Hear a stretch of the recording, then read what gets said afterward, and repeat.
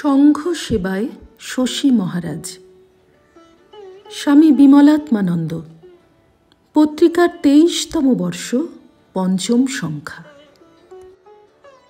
অনন্ত ভাবময় শ্রীরামকৃষ্ণ ছিলেন ওস্তাদ মালি। তাঁর সংঘরূপ তোড়াটি ছিল 16টি হরেক রকম ফুলের।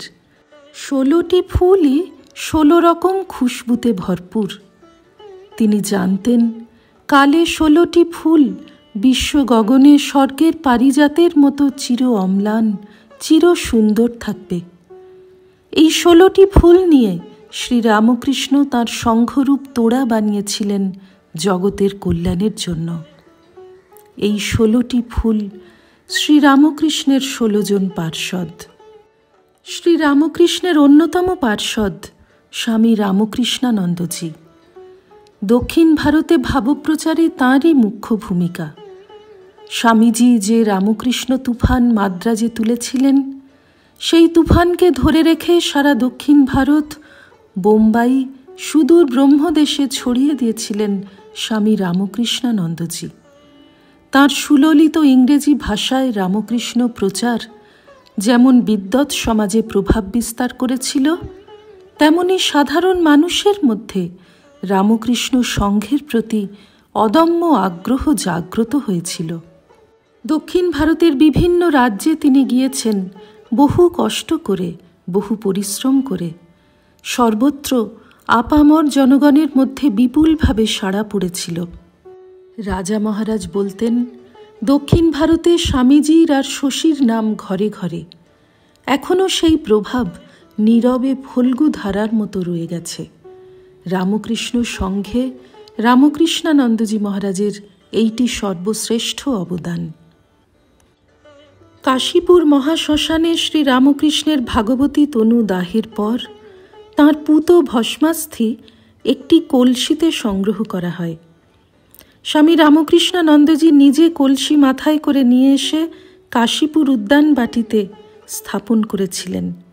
উদ্যানবাটির মেয়াদ শেষ হলে গৃহী ভক্ত রামচন্দ্র দত্ত স্বামীজিদের কাছে প্রস্তাব দিলেন, ওই অস্থি তাঁর কাঁকুড়গাছি যোগোদ্যানে রাখা হোক, কারণ স্বামীজিরা কে কোথায় থাকবেন ঠিক নেই। তখনও বরানগর মঠ হয়নি। স্বামীজি রাজি, কিন্তু অন্য পার্ষদদের এই প্রস্তাব মনঃপূত হল না। কি করবেন ভেবেও পেলেন না বলে নীরব রইলেন। এই সময়ে স্বামী রামকৃষ্ণানন্দজি আর নিরঞ্জনানন্দজি একটি সাহসী পদক্ষেপ নেন। তাঁরা গোপনে অর্ধেকেরও বেশি ভস্মাস্থি অন্য একটি কলসিতে সরিয়ে নিয়ে বাগবাজারে বলরাম মন্দিরে পাঠিয়ে দিলেন নিত্য পূজার জন্য। পরে শ্রীরামকৃষ্ণের অন্য পার্ষদ মহারাজেরা রামকৃষ্ণানন্দজির এই বিরচিত কাজের পূর্ণ সমর্থন করেছিলেন। তিনি না থাকলে রামকৃষ্ণ সংঘ এই অমূল্য সম্পদ কোনোদিনই পেত না। সংঘে তাঁর এই অবদান চিরস্মরণীয়। বরানগর মঠ স্থাপিত হলে রামকৃষ্ণানন্দজি শ্রীরামকৃষ্ণের ছবি শয্যার ওপরে রেখে নিত্য পূজা আরম্ভ করলেন। স্বামীজিরা তখন একে একে মঠে যোগদান করেছেন।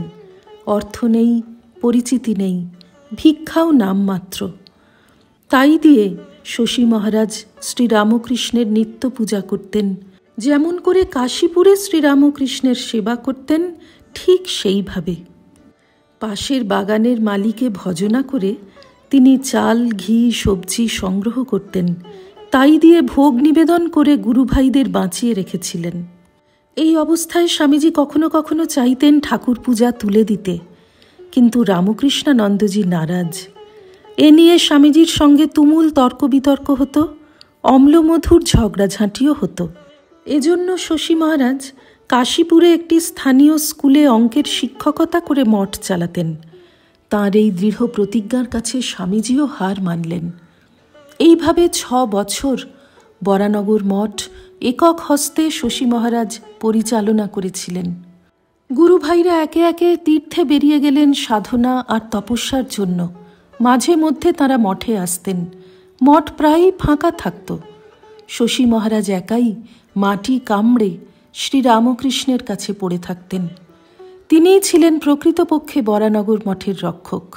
স্বামীজি বলতেন, শশী আমাদের মঠের খুঁটি, প্রধান স্তম্ভ। শশী মহারাজকে ছাড়া বরানগর মঠ আর রামকৃষ্ণ সংঘ ভাবা যায় না। সংঘের সূচনায় সংগঠনের কাজে রামকৃষ্ণানন্দজির এই অবদান অবিস্মরণীয়।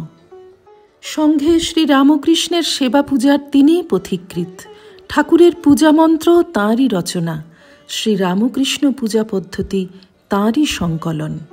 রামকৃষ্ণ ভক্তদের অন্তরে পূজা শান্তিবাড়ি আনয়ন করে সংঘের ইতিহাসে রামকৃষ্ণানন্দজি অমর হয়ে আছেন। শ্রী রামকৃষ্ণার্পণমস্তু।